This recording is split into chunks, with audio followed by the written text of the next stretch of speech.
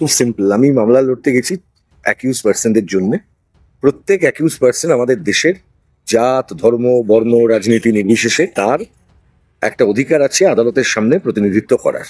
And that is the beauty of Indian judiciary. এখানে ইয়াকুব মেমনের ফাঁসি হওয়ার আগের রাত্রে, মধ্যরাত্রে সুপ্রিম কোর্ট খুলে সুপ্রিম কোর্টের শুনানি হয়েছে, তারপরে ফাঁসি এক্সিকিউট করা হয়েছে, শুনানি করা হয়েছে, বিচার দৃশ্যত হতে হয়। দেখুন, এটা খুব সিম্পল রিজন। আপনি যদি আমার সঙ্গে যদি রাজনৈতিক কোনো ধাব্বা না থাকতো, রাজনৈতিক কোনো পরিচয় যদি না থাকতো, রাজনৈতিক কোনো চিহ্ন যদি না থাকতো, তাহলে আপনি এই প্রশ্নটা আমার করতেন না। কিন্তু আজকে আপনি করেছেন যখন, তাহলে উত্তরটাও রাজনৈতিকভাবে আমাকে দিতে হবে। এই প্রশ্ন কারা করছেন সেটা খুব গুরুত্বপূর্ণ।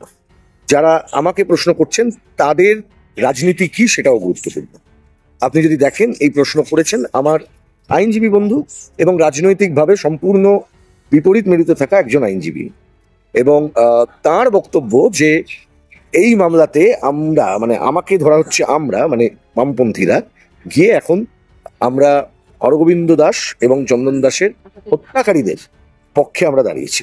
প্রথমত আমি জানি না একজন আইনজীবী হিসেবে উনি কি করে বলে দেন যে ইনি হত্যাকারী, কি করে চিহ্নিত করলেন? তাহলে তো উনি আইনজীবী থাকেন না, ওনার নিশ্চয়ই পার্সোনাল নলেজ যেও থাকতে পারে কে হত্যাকারী।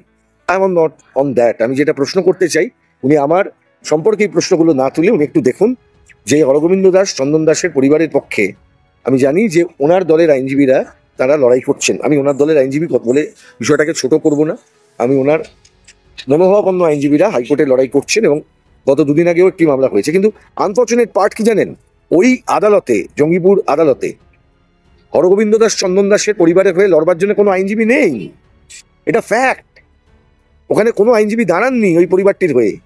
ওই পরিবারটির হয়ে লড়াই, মানে যা রাজ্যের স্পেশাল পাবলিক প্রসিকিউটর যা বলছেন ওনাদের বক্তব্য তাই। আমাদের এই নিয়ে কোনো বক্তব্য নেই। আমরাও চাই হরগোবিন্দ দাস, চন্দন দাসের এই নৃশংস হত্যাকাণ্ডের বিচার হোক, এবং সেই বিচারের শেষে প্রকৃত অপরাধীরা ধরা পড়ুক। কিন্তু প্রকৃত অপরাধীরা আমি কাদের জন্য লড়াই করছি, কি জন্য লড়াই করছি, কি বিষয়ে লড়াই করছি সেটা খুব স্পষ্ট। আমি যাদের জন্য লড়াই করছি তাদের বক্তব্য তারা কেউ প্রকৃত অপরাধী নন, এবং প্রকৃত অপরাধীরা এখনো পর্যন্ত বাইরে ছাড়া আছে।